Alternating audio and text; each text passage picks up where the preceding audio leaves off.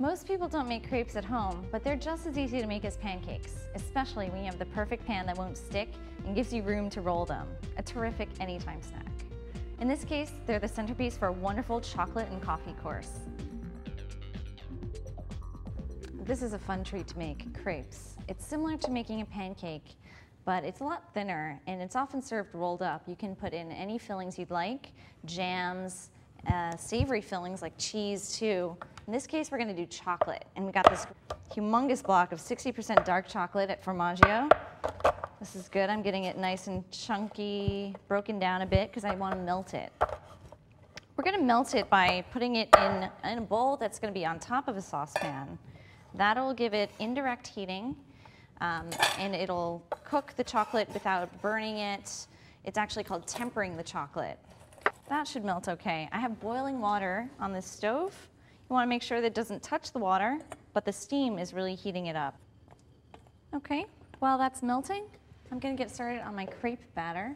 It's a really simple, basic batter. We have 2 eggs, a little bit of milk, and we have some melted butter in this recipe. A little bit of salt, too. Get those eggs beaten. And now we're going to add our flour. Add it in slowly so you hopefully eliminate any lumps that may occur. Okay, that's a basic crepe batter. I think it'd be easier to pour it out of something with a spout, so I actually just made a batch ahead of time, which is right here. We have a crepe pan. And that's, that may sound a little intimidating, but with this nonstick surface, it's gonna be really easy to flip. I'm gonna give it a little bit of butter. Just kind of swirl that around in there. You can also gauge how hot your pan is as you do that. That should be good enough. This is the fun part.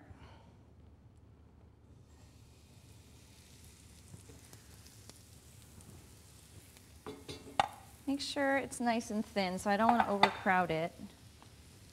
I'm just going to give it all around the pan so you have a perfect circle. It should be cooked in about 3 or 4 more seconds. It's a really quick thing to make. I am going to flip it once so the other side gets nice and golden brown. Here we go. Okay, not too bad. Okay, so while it's cooking on the other side, I'm going to see how our chocolate, oh, it's perfectly melted here already. I think I just want to spread a good layer all around, kind of spread it around like a pizza pie,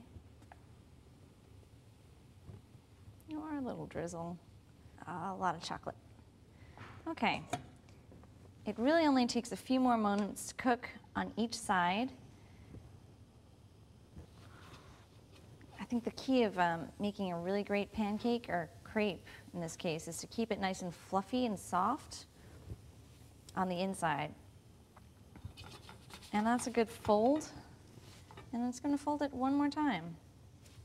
Got a little chocolate on one side. Okay, now we have our crepe filled with chocolate. We're going to serve this crepe with a little shot of espresso, freshly made. And there you have it.